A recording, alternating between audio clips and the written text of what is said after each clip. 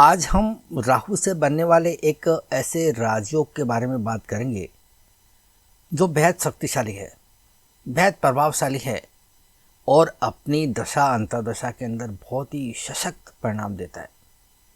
और इसकी सबसे बड़ी विशेषता है कि ये राजयोग कभी विफल नहीं होता। इसके सफल होने की एक गारंटी सी होती है। जैसा कि हमें राजयोगों को लेकर अनुभव होते हैं कि राजयोग कुंडली के तरफ बनते तो है, परंतु उन्हें हम सफल होते हुए नहीं देख पाते हैं। उनमें से अधिकांश राजयोग विफल होते हैं, परंतु इस राजयोग के साथ में ऐसा नहीं होता है। ये राजयोग बड़ा सफल होता है। और जब राहु अपनी दशा अंतर्दशा के दौरान एक्टिवेशन में आता है तो इस राजयोग के भर भर के परिणाम मिलते हैं। इतने भर भर के परिणाम मिलते हैं कि देखते ही बनते हैं। जैसा कि राहु का स्वभाव है, जो भी परिणाम देता है बड़े जोरदार अंदाज में देता है और वो इस योग में भी देखा जाता है। सबसे पहले हम बात करेंगे कि ये योग बनता कैसे है।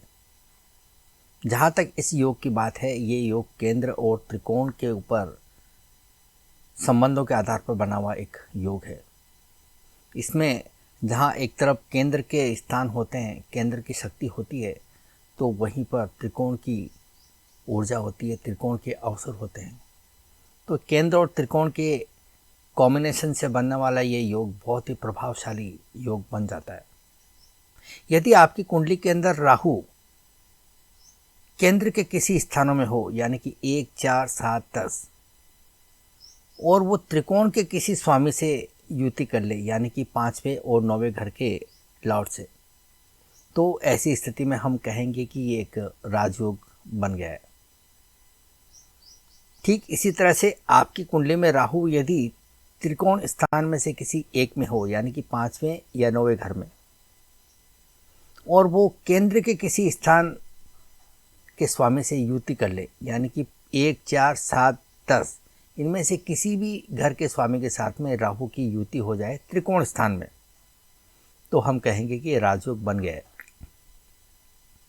अब राजयोग का बन जाना बहुत अच्छी बात है, परंतु हमें ये जानना जरूरी है कि ये राजयोग बनना का मतलब क्या है, इसमें हमें किस प्रकार के परिणाम मिलेंगे और ये परिणाम हमें क्यों मिलेंगे। इसे समझने के लिए हमें केंद्र और त्रिकोण के स्थानों को समझना बेहद ज़रूरी है कि ये क्यों इतने महत्वपूर्ण हो जाते हैं। हम शुरू करते हैं केंद्र के स्थानों से। केंद्र यानी कि 1, 4, 7, 10, ये जो 4 घर होते हैं, ये कुंडली के अंदर बेहद शक्तिशाली स्थान माने जाते हैं। इन्हें कुंडली का पावर हाउस भी कहा जाता है और ये स्थान समुद्र के समान गहरे होते हैं। इन्हें समुद्र की भी संज्ञा दी गई है। अगर हम वास्तविक अर्थों में देखें तो ये केंद्र के स्थान व्यक्ति को ऊर्जावान बनाते हैं, व्यक्ति को क्षमतावान बनाते हैं, व्यक्ति को कार्य क्षमता देते हैं, व्यक्ति को कार्य करने के लिए उत्साहित करते हैं, कार्य करने की लालसा पैदा करते हैं, व्यक्ति को विल पावर देते हैं, व्यक्ति को योग्यता देते हैं। यानी कि हर तरह से ये व्यक्ति को सक्षम बनाने की बात करते हैं, व्यक्ति को महत्वाकांक्षाएं देते हैं और महत्वाकांक्षाओं को पूरी करने के लिए काम करने की क्षमता देते हैं। तो इस प्रकार से हम केंद्र के महत्व को कभी इनकार नहीं कर सकते, क्योंकि ये कर्म से जुड़े हुए स्थान हैं।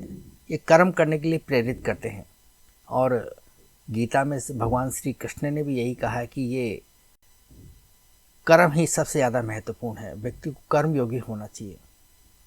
तो यहाँ पर ये केंद्र स्थान जो है कर्म योग की बात करते हैं। अब हम बात करते हैं त्रिकोण स्थानों की। त्रिकोण यानी कि 5वां और 9वां घर, ये जो त्रिकोण स्थान के स्वामी होते हैं, ये व्यक्ति को जीवन के अंदर अवसर प्रदान करते हैं, अपॉर्चुनिटीज पे अपॉर्चुनिटीज देते चले जाते हैं। तो जब व्यक्ति को अवसर मिलेगा और काम करने की योग्यता भी रहेंगी तो व्यक्ति सफल होता है। व्यक्ति को अगर अवसर ही नहीं मिलेगा और व्यक्ति योग्य है, तो फिर वो योग्यता किस काम की, उसे सिद्ध करने का अवसर ही उसे नहीं मिल पाए तो फिर वो योग्यता बेकार है। आपको ऐसे बहुत से लोग मिल जाएंगे जो योग्य तो है, परंतु अवसर नहीं मिलने की वजह से पूरे जीवन में स्ट्रगल करते हुए ही रह जाते हैं। परंतु यहाँ पर ये त्रिकोण के स्थान व्यक्ति को अवसर प्रदान करते हैं, जो कि सबसे ज़्यादा महत्वपूर्ण है। अब ये जो अवसर है, ये आदमी को यूं ही मुफ्त में नहीं मिल जाते और हर किसी को ये अवसर समान रूप से नहीं मिलते हैं। ये अवसर हमें हमारे ही पूर्व जन्म के कर्मों के फल के रूप में देखने को मिलते हैं। जैसे कि पांचवा घर है, पांचवा घर हमारे अपने पूर्व जन्म के कर्मों को दर्शाने वाला भाव है। ऐसी स्थिति में जब ये पांचवा घर एक्टिवेशन में आता है तो हमारे ही अपने पूर्व जन्म के कर्मों को हमें लौटाने का काम करता है। यदि हमारे कर्म अच्छे हैं तो इस जन्म में हमें अपने कर्मों के फल सूद समेत लौटाने का काम करता है। ठीक इसी तरह से जो नौवां भाव है वो हमारे अपने पूर्वजों के यानी कि पितरों के पुण्य कर्मों का भाव है। ऐसी स्थिति में जब नौवां भाव अपनी दशाओं के दौरान एक्टिव होता है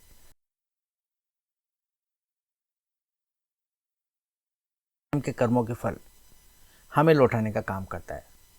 ऐसी स्थिति में जब त्रिकोण का भाव का स्वामी और केंद्र भाव का स्वामी आपस में युति कर ले और जब राहु की दशा आती है तो फिर जो है इस युति के भर भर के परिणाम मिलते हैं। किस प्रकार से, एक तो व्यक्ति को अवसर पे अवसर मिलते चले जाते हैं और फिर उन मिले हुए अवसरों का व्यक्ति फ़ायदा उठाता है अपनी योग्यता के द्वारा, कार्य क्षमता के द्वारा, ऊर्जा के द्वारा, और व्यक्ति उत्साहित होकर काम करने लगता है और किसी चीज़ के अंदर सफलता पाता है, किसी क्षेत्र विशेष के अंदर सफलता पाता है और उपलब्धियां हासिल करता है। जब उपलब्धियां व्यक्ति को मिलती है तो धन भी आता है और नाम, इज्जत और शोहरत भी मिलती है। इसीलिए इस केंद्र और त्रिकोण के इस योग को सबसे ज़्यादा महत्व दिया गया है। आप ज्योतिष के किसी भी ग्रंथ में अगर उठा के देखेंगे तो इन केंद्र के स्वामियों को सबसे ज़्यादा महत्वपूर्ण स्थान माना गया है और इनसे बनने वाले योगों को बड़ा महत्व दिया गया है।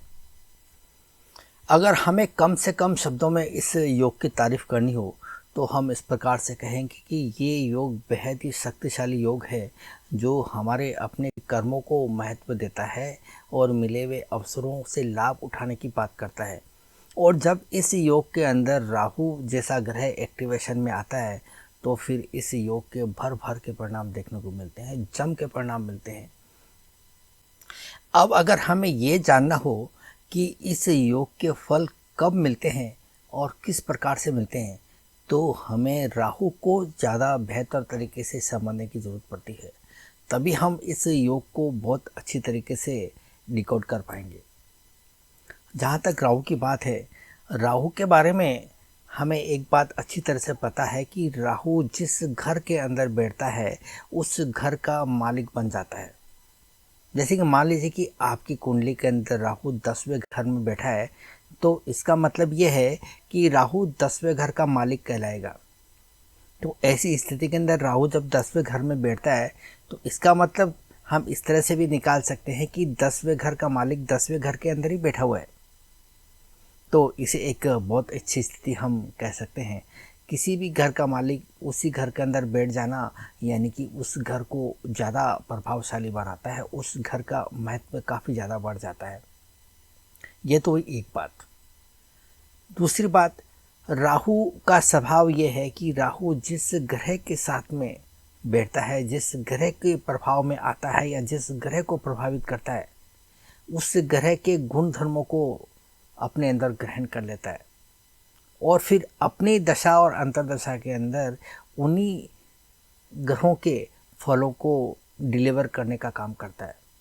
जैसा कि हम इस केस में देख रहे हैं केंद्र और त्रिकोण के योग में, जब केंद्र और त्रिकोण के स्वामी की युति होती है और इनमें से कोई एक ग्रह राहु होता है तो राहु जिस ग्रह के साथ में युति होती है उस ग्रह के कारकत्वों को ग्रहण करके अपनी दशा और अंतर्दशा के अंदर डिलीवर करने का काम करता है। जैसे मान लीजिए कि कर्क लगन की कुंडली है और कर्क लगन के अंदर 10वें घर में राहु बैठा हुआ है, तो राहु 10वें घर का अधिपति हो गया। और 9वें घर के अंदर बृहस्पति की राशि आती है, यानी कि बृहस्पति एक त्रिकोण का स्वामी बनता है और राहु एक केंद्र का स्वामी बनता है। और जब राहु और बृहस्पति की युति 10वें घर में होती है तो हम कहते हैं कि केंद्र और त्रिकोण के अधिपतियों की युति है, इसलिए एक राजयोग है। ऐसी स्थिति में क्या होगा कि जब राहु अपनी महादशा या अंतर्दशा के दौरान एक्टिवेशन में आएगा तो वो बृहस्पति वाले फल आपको अपनी अंतर्दशा या महादशा के अंदर लौटाने का काम करेगा।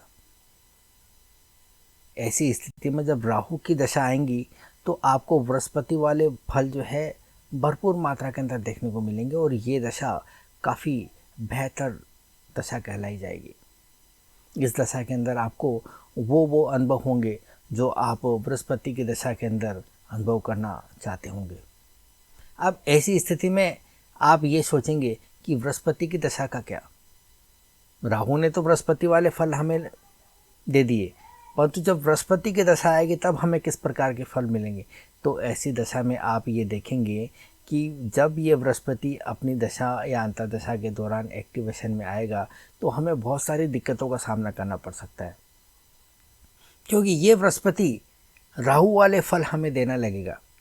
और राहु के फल क्या है? उतार चढ़ाव, जीवन में अस्थिरता, सडन इवेंट्स। तो ये इस प्रकार के जो है नेगेटिव फल हमें बृहस्पति की दशा के अंदर देखने को मिलेंगे। इसीलिए जब इस प्रकार का राजयोग बनता है तो लोगों को आप इस प्रकार की शिकायत करते हुए देख सकते हैं कि मेरा एक केंद्र और त्रिकोण का योग बना हुआ है जो कि एक बहुत शानदार योग है, परंतु इसके फल जो है मुझे नहीं मिल पा रहे हैं। और वो बात कर रहे होते हैं त्रिकोण बृहस्पति की।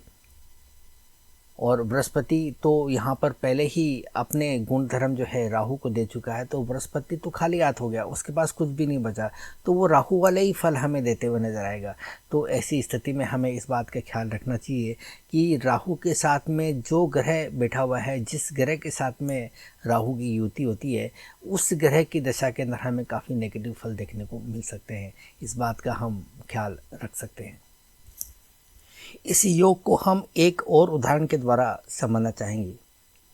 मान लीजिए कि मकर लगन की कुंडली है और मकर लगन की कुंडली में शुक्र की अगर बात करें तो शुक्र यहाँ पर 5वें घर और 10वें घर का अधिपति बनकर एक योग कारक ग्रह बनता है। और मान लीजिए कि राहु और शुक्र की युति कुंडली के 10वें घर में है, तो हम ये कहेंगे कि 10वें घर का अधिपति राहु 10वें घर में ही बैठा हुआ है और एक योग कारक ग्रह जो कि केंद्र और त्रिकोण का स्वामी है उसके साथ में इस राहु की युति है। तो ऐसी दशा के अंदर जब ये राहु एक्टिवेशन में आएगा तो यहाँ पर आपको ये जो शुक्र के राजयोग वाले फल है वो अपनी दशा के अंदर देने का प्रयत्न करेगा। तो ऐसी स्थिति में आप देखेंगे कि शुक्र जो है 5वें घर का अधिपति है, 5वें घर के जम के परिणाम देखने को मिलेंगे। और शुक्र जो है 10वें घर का अधिपति है, तो 10वें घर यानी कि करियर से संबंधित आपको जोरदार परिणाम देखने को मिलेंगे। शुक्र यहाँ पर आपको धन संपत्ति का कारक ग्रह है, तो इस सेक्टर में आपको विशेष सफलताएं मिलेंगी। शुक्र यहाँ पर रिलेशनशिप का कारक है, तो इस सेक्टर में आपको अच्छे परिणाम देखने को मिलेंगे। कुल मिलाकर जो है ये राहु की दशा आपके लिए बहुत शानदार जाएगी, क्योंकि यहाँ पर शुक्र वाले परिणाम राहु देते हुए नजर आएगा। परंतु जब शुक्र की दशा आएंगी तो व्यक्ति को बहुत उम्मीदें होंगी कि मेरा योग कारक ग्रह अपनी दशाओं के दौरान एक्टिवेशन में है तो मुझे बहुत अच्छे परिणाम देखने को मिलेंगे, पर ऐसा हो नहीं पाएगा क्योंकि शुक्र के परिणाम तो पहले ही राहु दे चुका है, उसके पास में अब कुछ नहीं बचा है। जब ये शुक्र एक्टिव होगा तो ये राहु वाले परिणाम हमें देते हुए नज़र आएगा और हम काफ़ी नेगेटिव फलों की जो है प्राप्त करते हुए नज़र आएंगे। हम ये देखेंगे कि जीवन के अंदर काफ़ी अनिश्चितताएं बनी हुई है, सडन इवेंट व्यक्ति के लाइफ में होते चले जा रहे हैं और व्यक्ति दुख और तकलीफ़ें व्यक्ति के जीवन में बढ़ती ही चली जा रही है। तो इस प्रकार के जो है परिणाम हमें शुक्र की दशाओं के अंदर देखने को मिलेंगे। तो इस प्रकार से आप राहु से बनने वाले इस केंद्र और त्रिकोण के योग को समझकर इसको फलित कर सकते हैं। ये योग बेहद ही प्रभावशाली और शक्तिशाली योग है। इसको आप अपने अपनी कुंडलियों पर लगाइए और उसे रिलेट करने की कोशिश कीजिए। तो आज के लिए इतना ही। मिलते हैं अगले किसी और वीडियो में और नई जानकारी के साथ में। तब तक के लिए इजाज़त। Thank you.